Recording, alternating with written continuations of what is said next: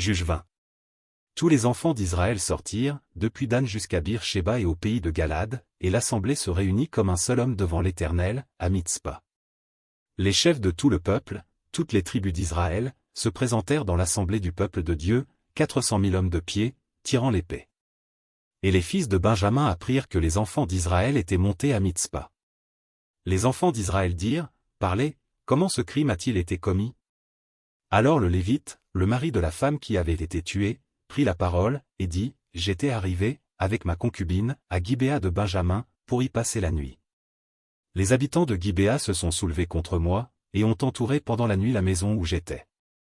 Ils avaient l'intention de me tuer, et ils ont fait violence à ma concubine, et elle est morte. J'ai saisi ma concubine, et je l'ai coupée en morceaux, que j'ai envoyés dans tout le territoire de l'héritage d'Israël, car ils ont commis un crime et une infamie en Israël. Vous voici tous, enfants d'Israël, consultez-vous, et prenez ici une décision. Tout le peuple se leva comme un seul homme, en disant, Nul de nous n'ira dans sa tente, et personne ne retournera dans sa maison. Voici maintenant ce que nous ferons à Gibéa, nous marcherons contre elle d'après le sort. Nous prendrons dans toutes les tribus d'Israël 10 hommes sur 100, 100 sur 1000, et 1000 sur 10 000, ils iront chercher des vivres pour le peuple, afin qu'à leur retour on traite Gibéa de Benjamin selon toute l'infamie qu'elle a commise en Israël. Ainsi tous les hommes d'Israël s'assemblèrent contre la ville, unis comme un seul homme. Les tribus d'Israël envoyèrent des hommes vers toutes les familles de Benjamin, pour dire, Qu'est-ce que ce crime qui s'est commis parmi vous? Livrez maintenant les gens pervers qui sont à Gibéa, afin que nous les fassions mourir et que nous ôtions le mal du milieu d'Israël. Mais les Benjamites ne voulurent point écouter la voix de leurs frères, les enfants d'Israël. Les Benjamites sortirent de leur ville, et s'assemblèrent à Gibéa, pour combattre les enfants d'Israël. Le dénombrement que l'on fit en ce jour des Benjamites sortis des villes fut de 26 000 hommes, tirant l'épée, sans compter les habitants de Gibéa formant 700 hommes d'élite. Parmi tout ce peuple, il y avait 700 hommes d'élite qui ne se servaient pas de la main droite, tous cela pouvaient, en lançant une pierre avec la fronde, viser à un cheveu sans le manquer. On fit aussi le dénombrement des hommes d'Israël, non compris ceux de Benjamin, et l'on en trouva 400 000 tirant l'épée, tous gens de guerre. Et les enfants d'Israël se levèrent, montèrent à Béthel, et consultèrent Dieu, en disant, Qui de nous montera le premier pour combattre les fils de Benjamin? L'Éternel répondit, Juda montera le premier. Dès le matin, les enfants d'Israël se mirent en marche, et ils campèrent près de Gibéa. Et les hommes d'Israël s'avancèrent pour combattre ceux de Benjamin, et ils se rangèrent en bataille contre eux devant Gibéa. Les fils de Benjamin sortirent de Gibéa, et ils étendirent sur le sol ce jour-là 22 000 hommes d'Israël. Le peuple, les hommes d'Israël reprirent courage, et ils se rangèrent de nouveau en bataille dans le lieu où ils s'étaient placés le premier jour. Et les enfants d'Israël montèrent, et ils pleurèrent devant l'Éternel jusqu'au soir, ils consultèrent l'Éternel, en disant, Dois-je m'avancer encore pour combattre les fils de Benjamin, mon frère? L'Éternel répondit, Montez contre lui. Les enfants d'Israël s'avancèrent contre les fils de Benjamin, le second jour.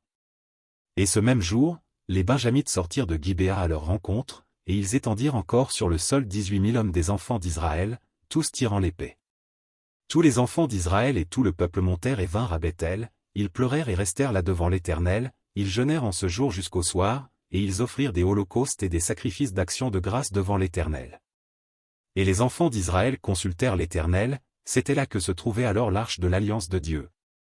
Et c'était Phiné, fils d'Éléazar, fils d'Aaron, qui se tenait à cette époque en présence de Dieu, et ils dirent, Dois-je marcher encore pour combattre les fils de Benjamin, mon frère, ou dois-je m'en abstenir? L'Éternel répondit, Montez, car demain je les livrerai entre vos mains. Alors Israël plaça une embuscade autour de Gibéa. Les enfants d'Israël montèrent contre les fils de Benjamin, le troisième jour, et ils se rangèrent en bataille devant Gibéa, comme les autres fois. Et les fils de Benjamin sortirent à la rencontre du peuple, et ils se laissèrent attirer loin de la ville. Ils commencèrent à frapper à mort parmi le peuple comme les autres fois, sur les routes dont l'une monte à Béthel et l'autre à Gibéa par la campagne, et ils tuèrent environ 30 hommes d'Israël. Les fils de Benjamin disaient, Les voilà battus devant nous comme auparavant. Mais les enfants d'Israël disaient, Fuyons, et attirons-les loin de la ville dans les chemins. Tous les hommes d'Israël quittèrent leur position, et se rangèrent à Baal-Tamar, et l'embuscade d'Israël s'élança du lieu où elle était, de Maré Gibéa. 10 000 hommes choisis sur tout Israël arrivèrent devant Gibéa. Le combat fut rude, et les Benjamites ne se doutaient pas du désastre qu'ils allaient éprouver. L'Éternel battit Benjamin devant Israël, et les enfants d'Israël tuèrent ce jour-là 25 100 hommes de Benjamin, tous tirant l'épée. Les fils de Benjamin regardaient comme battus les hommes d'Israël, qui cédaient du terrain à Benjamin et se reposaient sur l'embuscade qu'ils avaient placée contre Gibéa. Les gens en embuscade se jetèrent promptement sur Gibéa, ils se portèrent en avant et frappèrent toute la ville du tranchant de l'épée. Suivant un signal convenu avec les hommes d'Israël, ceux de l'embuscade devaient faire monter de la ville une épaisse fumée. Les hommes d'Israël firent alors volte-face dans la bataille. Les Benjamites leur avaient tué déjà environ 30 hommes, et ils disaient, « Certainement les voilà battus devant nous comme dans le premier combat. » Cependant une épaisse colonne de fumée commençait à s'élever de la ville. Les Benjamites regardèrent derrière eux, et voici, de la ville entière les flammes montaient vers le ciel. Les hommes d'Israël avaient fait volte-face, et ceux de Benjamin furent épouvantés, en voyant le désastre qui allait les atteindre.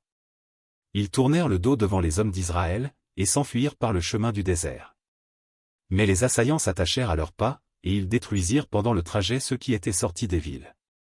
Ils enveloppèrent Benjamin, le poursuivirent, l'écrasèrent dès qu'il voulait se reposer, jusqu'en face de Gibéa du côté du soleil levant.